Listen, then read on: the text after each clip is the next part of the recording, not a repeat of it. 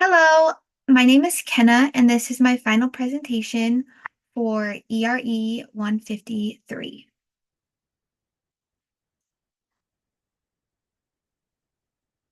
So for my introduction, I'm going to have a sample of 200 students who are randomly assigned to an 8-week summer science program where students either receive the intensive science intervention or they will receive traditional science instruction.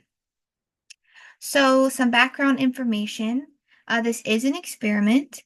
Group one will receive the treatment, which is the Summer Science Intensive Program, and then group two will not receive a treatment. So, this is the control group. They will have the traditional science instruction.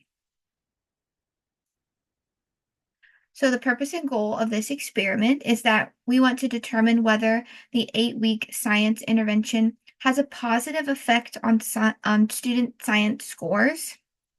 And we also need to check if there's any statistically significant difference in the scores between the treatment group and the control group.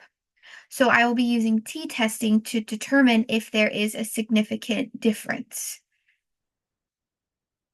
So, t-tests. This is a type of test that is used to determine whether there are any statistically significant differences between the means of two unrelated or independent groups. So that is what the picture is showing to the right. T-tests also compare the means between the groups and determines if one group is statistically significantly different from the other group. So that's how we use t-tests. So this is the t-test formula. So in order to read this formula,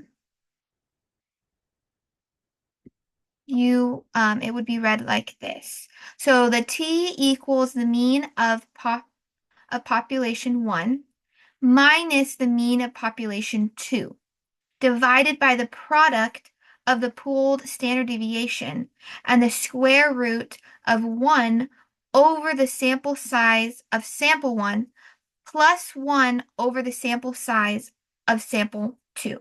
So that's how you would read the t-test formula. So now we're going to be looking at two significant tests.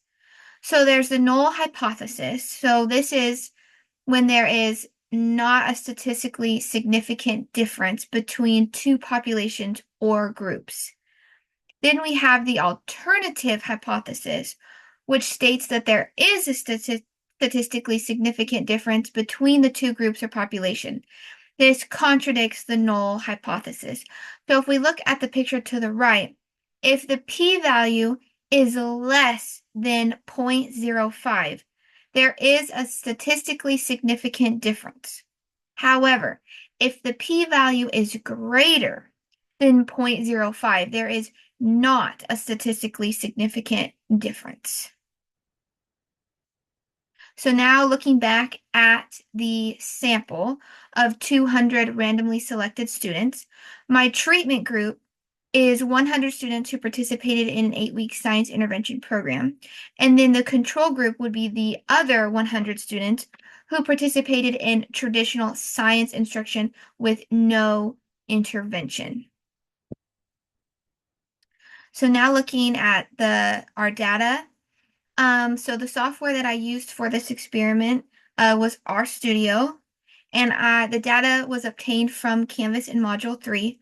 So I renamed the RStudio file to File Presentation T-Test R and the reading file to Science 105 R. So that's what the picture to the right is showing, how I used RStudio to get to analyze my data and how I changed the file names so that it would be relevant to the science experiment that I'm doing right now, which is the science intervention.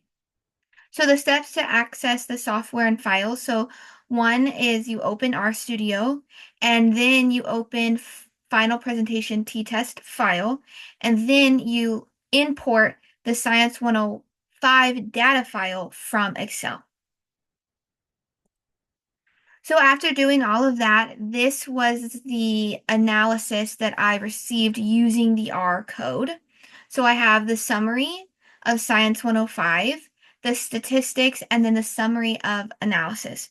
So if we look at the statistics, for group 1, the mean was 0.5554878. And the mean for group 2 was 0.4964773. Now, if we look at the standard deviation for group 1, that was 0.6025566, and the standard deviation for group 2 is 1.1135333. So now going down and looking at the summary of analysis, we can tell that the p-value is 0.671. So since the p-value is larger than 0.05 because it's 0.671, we cannot reject the null hypothesis. Therefore, there was not a statistically significant difference between the two groups, which were the treatment group and then the control group, as determined by the t-test. So there's not a significant difference in the average science scores in the sample population that was used for this experiment. So that kind of concludes our results, as well as the significance of this experiment. After analyzing the data, we can ultimately conclude that there is not a significant difference.